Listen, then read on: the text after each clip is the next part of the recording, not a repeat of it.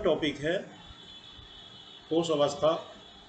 क्या जो पहली यूनिट है आपकी, उसका टॉपिक है 5वां। जैसे पीछे आपको बताई हैं एकक कोष्ठिकाएँ 3 प्रकार की बताई हैं, तो उनके अंदर परमाणुओं की संख्या ये हमें निकालनी है। परमाणुओं की संख्या इसको इस कैपिटल जेड से व्यक्त कर रहे हैं। तो किसी एकक कोष्ठिका में कितने परमाणु होंगे, इसकी गणना करने के लिए हमें ये बातें ध्यान रखनी है। पहली बात है, एकक सेल के केंद्र में स्थित परमाणु पूर्णतः उस एकक सेल का होता है। कोई एकक सेल है, जैसे अभी आपने बीसीसी में देखा, इसमें यहाँ इसके केंद्र पे, इसके बीच में अंदर जो होगा एक परमाणु या उसका कोई घटक कण, तो वो क्या होगा, पूरा का पूरा इस सेल के अंदर ही होगा। मीन्स उसका पूरा योगदान है, पूरा का पूरा परमाणु इसमें योगदान कर रहा है।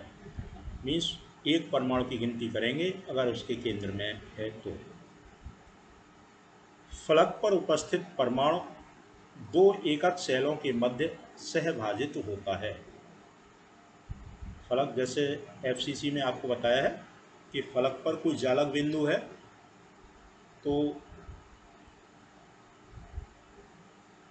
जैसे ये है, यहाँ इस फलक पर या इधर वाले ये फलक पर ये वाला जो परमाणु, ये घटक कण है, इसका जो केंद्र होगा वो केंद्र तो यहाँ इस पृष्ठ पर आ रहा है। तो ये जो घटक कण है या गोला है, इसका आधा भाग इस सेल के अंदर होगा, आधा भाग इधर जो इसके बराबर में सेल रखा होगा उसमें होगा। तो विशेष ध्यान देना है कि फलक पर अगर कोई घटक कण उपस्थित है, फलक पर उपस्थित परमाणु है, तो वो 2 एकक सेलों के मध्य सहभाजित होता है। ठीक है, वो परमाणु 2 एकक सेल, जैसे उसके पृष्ठ पर था जालक बिंदु, तो उसके अंदर, सेल के अंदर इस परमाणु का या इस घटक कण का केवल आधा भाग ही आया है। तो ये हमें ध्यान देना है। केंद्र पे है, एकक सेल के केंद्र पर है कोई परमाणु, तो पूरा एक परमाणु गिनेंगे जब हम परमाणुओं की संख्या की गिनती करेंगे। अगर कोई फलक पे है जालक बिंदु, तो उसमें केवल कहने का अर्थ यह है कि एक सेल के अंदर आधा परमाणु ही आ रहा है। आधा परमाणु जो है वो दूसरे, उसके बराबर में जो दूसरा एकक सेल होगा उसमें होगा।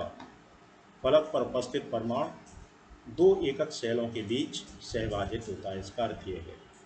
अतः प्रत्येक एकक सेल में परमाणु का आधा भाग ही होता है।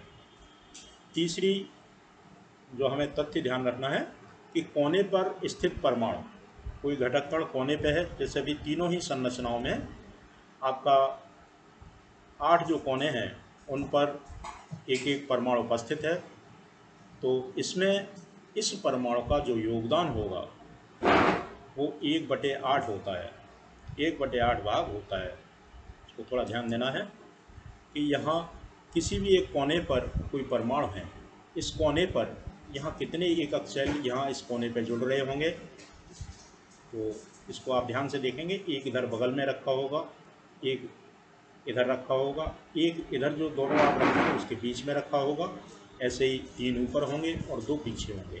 तो इस तरह से किसी एक कोने पर 8 एकक सेल परस्पर जुड़ रहे हैं, एक दूसरे के संपर्क में हैं। इसका अर्थ है कि ये जो केंद्र, ये जो जालक बिंदु है, इस पर जो ये परमाणु है वो 8 एकक सेलों के मध्य बट रहा है। तो किसी एक सेल के अंदर उसका 1/8 भाग ही आता है। तो ये बस 3 बातें ध्यान में रखते हुए हम बहुत आसानी से बता सकते हैं कि किसी एकक सेल में कुल कितने परमाणु हैं या प्रभावी कणों की संख्या कितनी है। इसको जेड, इसको ध्यान देना है। आगे न्यूमेरिकल भी आएंगे, तो पहले आपको प्रभावी कण निकालने होंगे।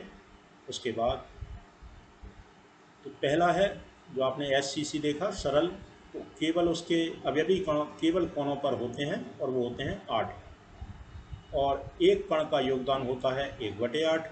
तो यहाँ प्रभावी कणों की संख्या हो गई 1। जो घटक कण हैं उनकी संख्या हो गई 1। BCC में 8 कोनों पर हैं, 1 केंद्र पर है।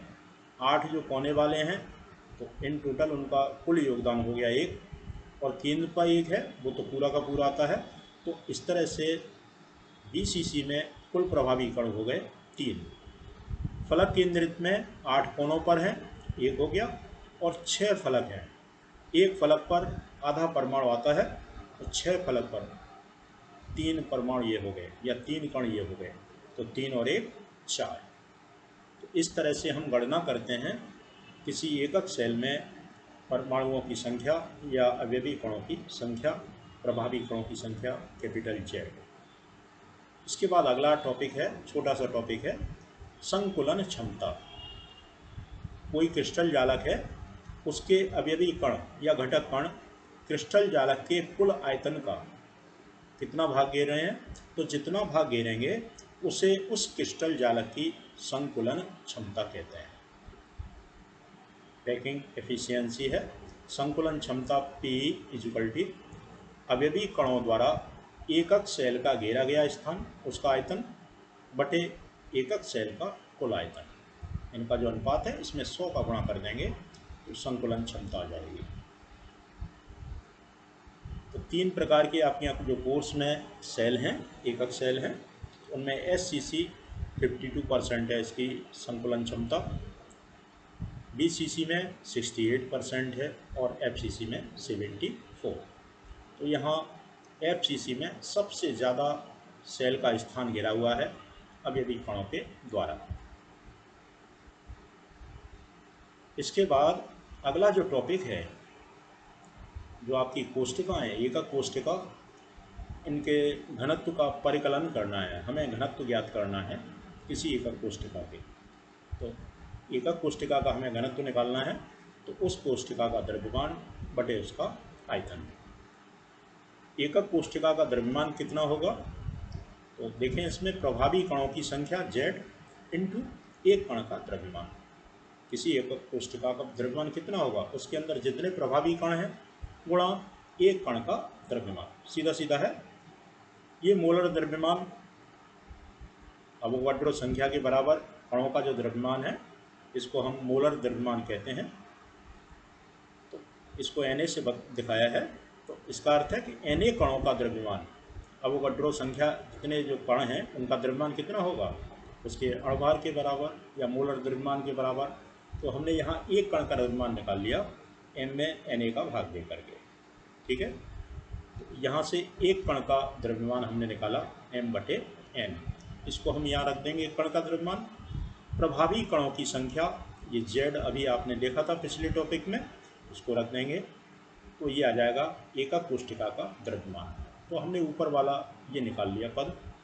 अब हमें एकक कोष्ठिका का आयतन और यहाँ रखना है, वैसे ही हम एकक कोष्ठिका का घनत्व ज्ञात कर लेंगे।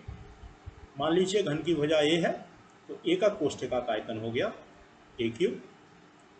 ये AQ यहाँ रख करके हम घनत्व D बराबर हो जाएगा Z इंटू M बटे Na इंटू AQ। चारों आप जानते हैं, अभी बताया। Na अवोगाड्रो नंबर है, A जो घन है या उसकी कोर की लंबाई है, और Z का मान अगर SCC है तो 1, BCC है तो Z का मान 2, और FCC है तो 4, और M उसका अणुभार या परमाणु भार है ये। तो इसमें यहाँ मान रख करके हम D निकाल सकते हैं, घनत्व निकाल सकते हैं। तो इस पर सवाल हैं आपके यहाँ, तो देखेंगे। अगला टॉपिक है क्रिस्टल समन्वय संख्या, क्रिस्टल कोऑर्डिनेशन नंबर। तो क्रिस्टल के अंदर किसी परमाणु के कोई उसका घटक कण है, उसके निकटतम प्रतिवेशी, प्रतिवेशी माने पड़ोसी, नेबर, परमाणुओं की संख्या उस परमाणु की क्रिस्टल समन्वय संख्या कहलाती है। किसी परमाणु को, क्रिस्टल के अंदर किसी परमाणु को कितने परमाणु उसको स्पर्श कर रहे हैं, घेरे हुए हैं, तो वो कहलाती है उसकी क्रिस्टल समन्वय संख्या। तो यहाँ SCC, BCC, FCC के लिए 6, 8, 12 ये क्रिस्टल समन्वय संख्या है।